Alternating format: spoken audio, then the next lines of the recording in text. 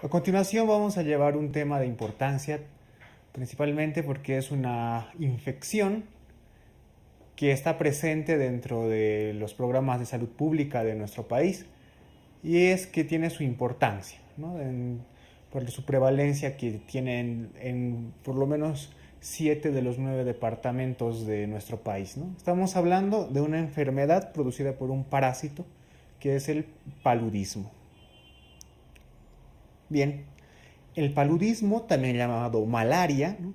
Es una enfermedad parasitaria producida por un protozoario del género Plasmodium. ¿Sí? Este Plasmodium no tiene la capacidad de infectar al ser humano y tiene distintos tipos de especies, ¿no? Dentro de los cuales tenemos los principales: el Plasmodium falciparum, el Plasmodium ovale, el Plasmodium vivax y el Plasmodium malaria. En nuestro país los más frecuentes son dos: el falciparum y el Plasmodium vivax. Tú aquí ves una gota de sangre con muchos eritrocitos, ¿no? Y aquí te voy a encerrar, aquí está el plasmodio, ¿sí? Algunos eritrocitos infectados, ¿no? Como ves aquí, ¿no? Y ahí está el plasmodio. Entonces recuerda, el paludismo como agente etiológico tiene a un parásito protozoario denominado Plasmodium. Bien, vamos a hablar un poco de epidemiología. Esta enfermedad, el paludismo, realmente es una enfermedad de tipo vectorial. ¿Por qué? Porque se transmite por un vector. Y ese vector que transmite el paludismo es el famoso mosquito anófeles. ¿Sí? Entonces, el mosquito anófeles es el que transmite el paludismo. Tiene su importancia conocer el nombre del mosquito. ¿Por qué? Porque hay enfermedades que cursan con similar sintomatología y que también son vectoriales y a su vez también son tropicales, ¿no? Pero que tienen otro vector, ¿no? Tienen, si bien son mosquitos, son otro tipo de familia de mosquitos. Tal es el caso del Aedes aegypti, ¿no? Que transmite otra serie de enfermedades. Pero nos vamos a enfocar en el mosquito anófeles, ¿no? Que es el que transmite la malaria o paludismo. Recuerda, el anófeles. Entonces te había comentado de que 7 de los 9 departamentos de nuestro país, ¿no? Tienen la presencia de la malaria, pese a que esta enfermedad se ha reducido considerablemente en esta última década. Entonces, dentro de nuestro país, las zonas tropicales de La Paz, Cochabamba, Chuquisaca, Tarija, Santa Cruz, Beni y Pando, ¿no? Existe la presencia de este mosquito y también está presente esta enfermedad.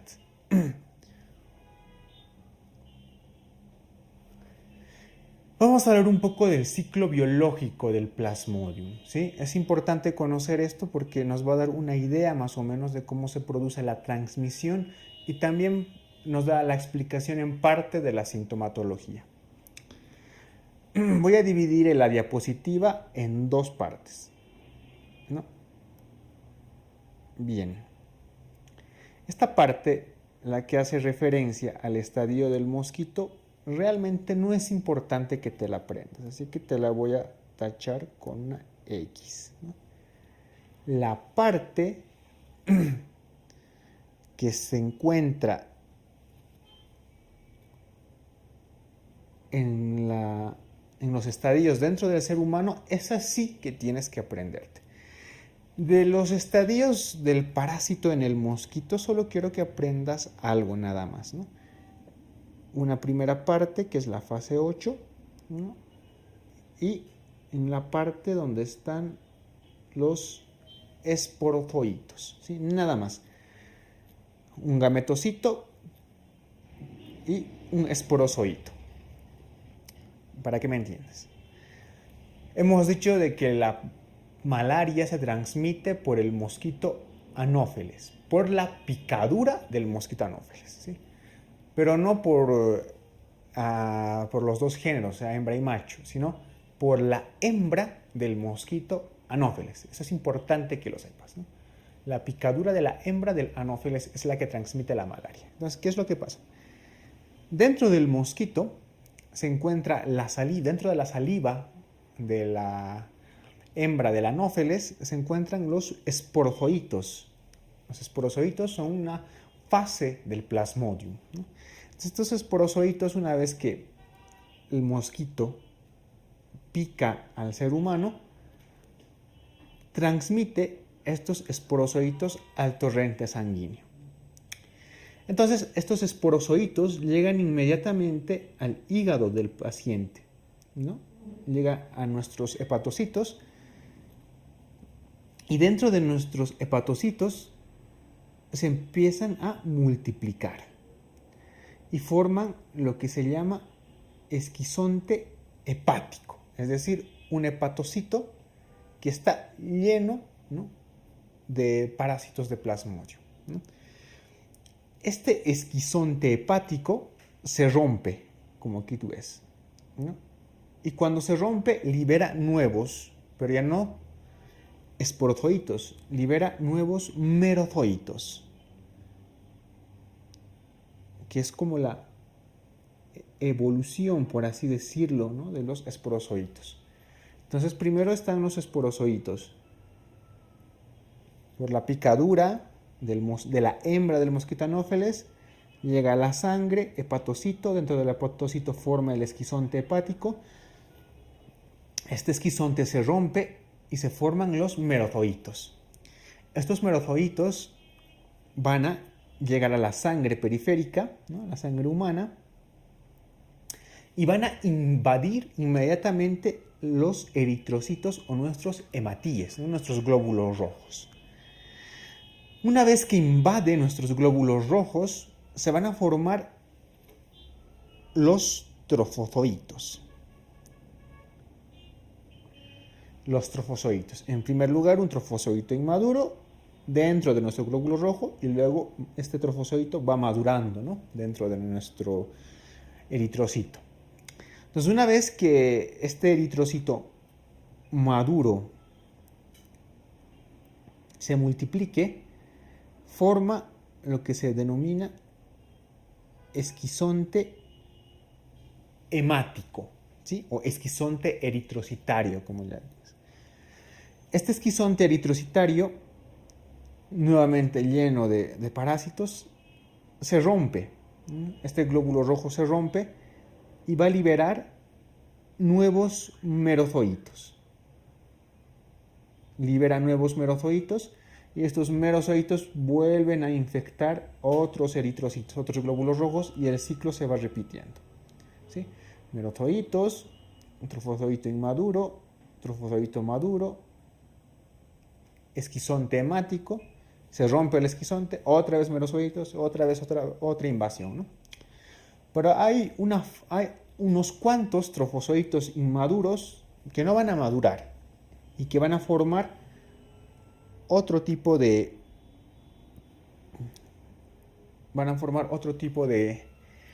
formas de plasmodium. En este caso estamos hablando de los gametocitos, ¿sí?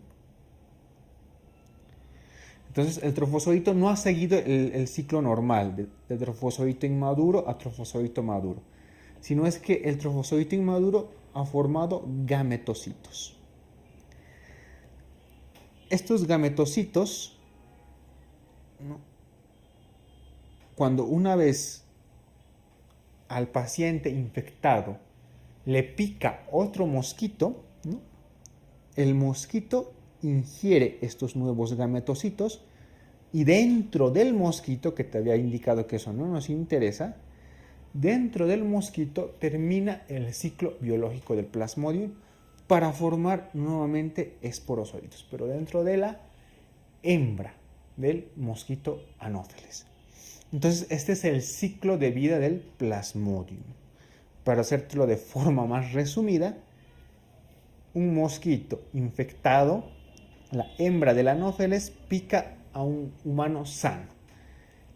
La hembra le transmite los esporozoitos de Plasmodium. Estos esporozoitos llegan al hígado. En el hígado forman el esquizonte hepático. Una vez que se rompe, se liberan merozoitos. Los merozoitos invaden los glóbulos rojos. Dentro de los glóbulos rojos tenemos dos caminos. Se forman trofozoitos para formar el esquizonte hemático. Se rompe el esquizonte, formas nuevos merozoitos y estos merozoitos vuelven a infectar los glóbulos rojos. O por el otro camino, otra forma de Plasmodium, se forman los gametocitos a partir de los trofozoitos. Los gametocitos, ¿no?, mediante otra picadura de un mosquito sano, por así decirlo, ¿no?,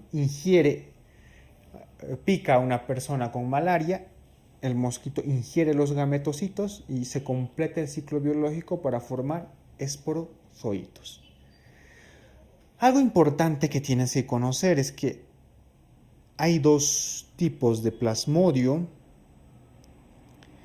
que en la fase hepática forman una especie latente que se denominan hipnozoitos, ¿sí?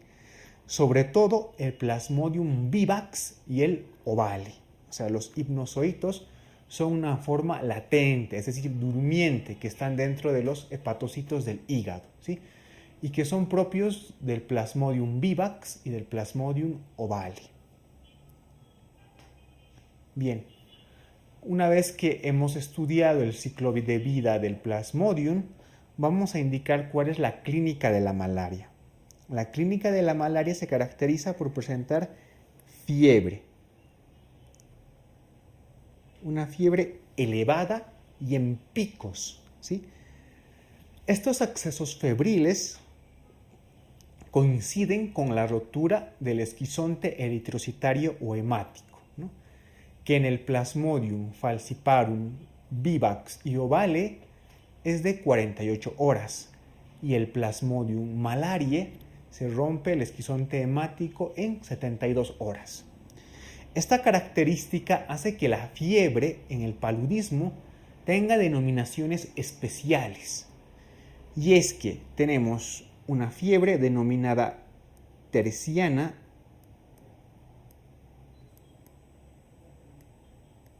benigna,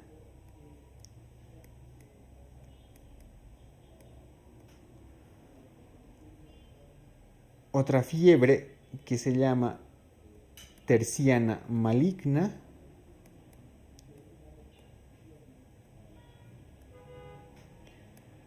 y por último la fiebre cuartana.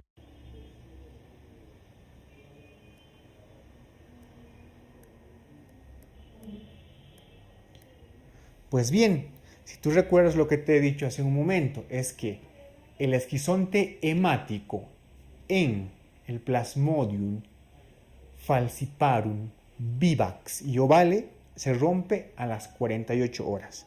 Entonces, en este tipo de Plasmodium se producen las fiebres tercianas. La terciana benigna en el Plasmodium vivax y ovale y la terciana maligna en el Plasmodium falciparum. Y también te he indicado de que el esquizonte hemático en el Plasmodium malariae se rompe a las 72 horas, ¿no? Entonces, la fiebre cuartana se da en la infección por Plasmodium malariae. Otros síntomas que tenemos son la cefalea, ¿no?, dolor de cabeza, el escalofríos y sudor, en ocasiones se presentan tos seca, hay fatiga muscular, dolor muscular, mialgias, incluye el dolor de espalda, se producen náuseas, en ocasiones vómitos. Y debido a la anemia hemolítica que se produce por la parasitación de los eritrocitos, ¿no?, se produce una inflamación o esplenomegalia reactiva, así una inflamación del vaso. Y en ocasiones también se puede observar una hepatomegalia. Todos estos síntomas que te he mencionado son del paludismo en general, pero también son del paludismo denominado no complicado. El paludismo grave o paludismo complicado es aquel que se produce por la infección del Plasmodium falciparum.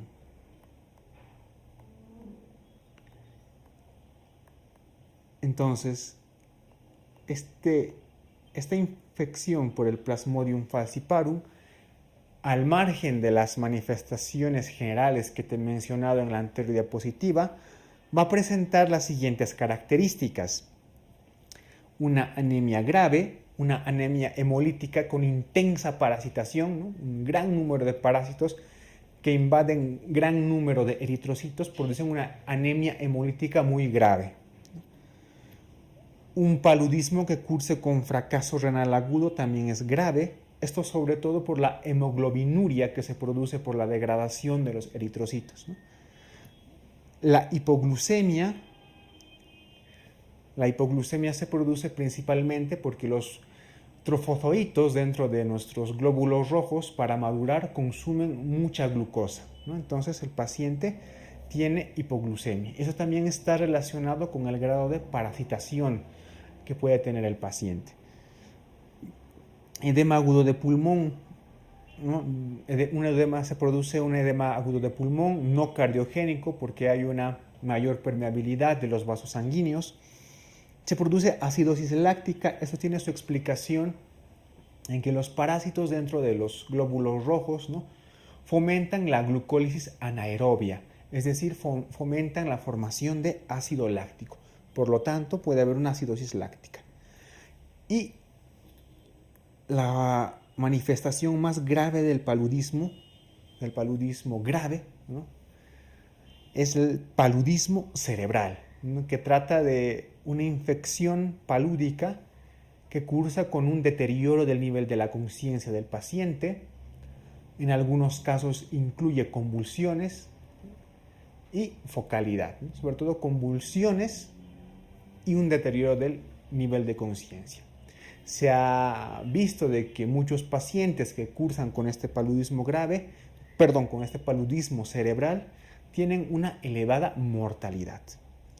Entonces recuerda, paludismo grave generalmente siempre se produce por la infección del Plasmodium falciparum, ¿no?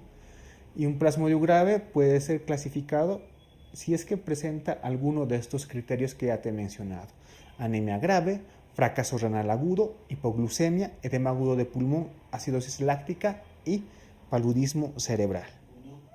Para el diagnóstico de la malaria o paludismo, tenemos básicamente los siguientes métodos. El primero es el que se denomina examen de la gota gruesa, ¿no? Y es que se obtiene una muestra de sangre del paciente, ¿no? Se la lleva en un portaobjetos y mediante el microscopio se observa, ¿no?, y se trata de encontrar o identificar al parásito, en este caso al Plasmodium.